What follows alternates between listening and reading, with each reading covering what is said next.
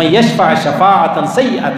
که چا د چا شفاعت وکړي سپارش وکړي او هغه سپارش چې دی هغه د ګناه ولو دا خو حرام دی ناجایز دی نه به کوي په هغه کې ستا میسه راځي او که چا د چا سپارش وکړي حلال سپارش بیا هغه سړی راولاړ شو ودته چې ورکړي 100 روپۍ ورکړي څه شی ورکړي چې تاسو ما سپارش وکړي پیغمبر علیه الصلاة والسلام منع کړی د اخله یم اخله یم قطعا یم اخله ولې ما اخله په دې ما اخله چې دا د سود د دروازو څخه یوه دروازه ده په دې چې دا خو حلال کار و جایزه کار و ته ولې ودته دا کار په پیسو ورکوې دا خو د انسانیت او د بزرګۍ کار و ته ولې ودته په پیسو دا کار ورکوې زموږ دې دفترونه ټول پر دې خبره ولاړ دي چې تا ورسې چاته د زما پلانې کار کوي په پلانې راوکړي یوار خو کار ناجایزه دی سپارش هم ناجایزه دی بیا که کار حلال ولو بیا سپارش وکړي هغه کار وسلو نو بیا دی خو تا ته په خوله نه وایي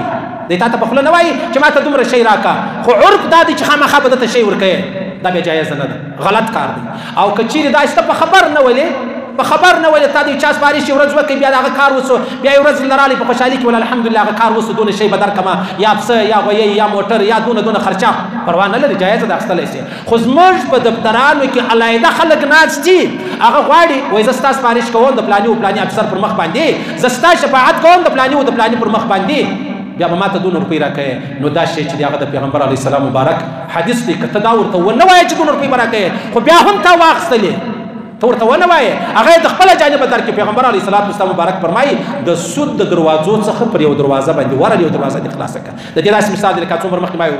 خبره کړې وه بیان مې کړی و ما ویلې دا چا چې پر چا پیسې باندې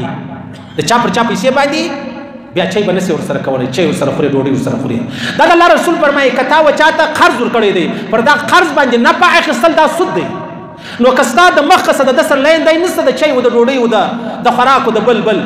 نسته خالي د قرضې د وجې چې وروره زه قرضه در کوم لکه یو سړی چې هوټل والا ته 1 لک روپۍ به پور ورکړي 1 لک روپۍ به پور در کوم به سهار مال راځم د لیمه ما ته چای راکوي ستا سره چای کوم دا چای حرامې دی زه راځم ستا سره ډوډۍ خورم دا ډوډۍ حرامه ده زه راځم ستا سره مطلب دا ستا موټر به ما ته کله راکوي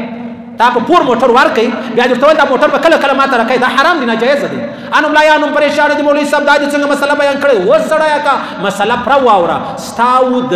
د وخت تعلق دی تا او د بچی سره کولې ډوډۍ سره کولې د تا ته موټر تا او د ته موټر ورکوئ پروا نه لري اوس مابینځ کې پور رالی پروا نه لري ها که خالص د پور د وجې سره ولاړ شولې کله یو سړی پر چا پیسې باندې وایي درځه ور به سورورې ډوډۍ پر باندې تاوان کو دونه پیسې هم پر باندې دي دا حرام ناجایز دا سود دی زما 2 روپۍ پر باندې دي دا حرام دا ناجایز دا سود دی نو که ته ورغلې په دا نیت چې زما پیسې پر باندې درځئ چای به پر تاوان کو وروره پیسې خدای مفتي نه دي چې ما درکړي دي هغه دغه مسله ده صحیح سلو نو دا هغه رقم که چا د چا سپارش وکړي او بیا هغه روپۍ ورکړي د الله رسول فرمایي اخله یې مه او که چا واخیستلې نو دا د سود د دروازو څخه یوه دروازه یې خلاصه کړله ها که نه خبر وي نه اتر وي نه ستا فکر و نه ده فکر چې یو شی درکړم یو ورځ یو شی دله راوړي بیا پروا نه لري هغه جایزه ده خیر الله دې ویل اورېدل قبول منظور وګرځوي الله دې خپل احکامات د جناب نبی کریم مبارک صلی الله علیه وسلم طریقې را نصیب کړي الله دې په دې ټول مستمر راکړي چې موږ مرو دا وایي لا اله الا الله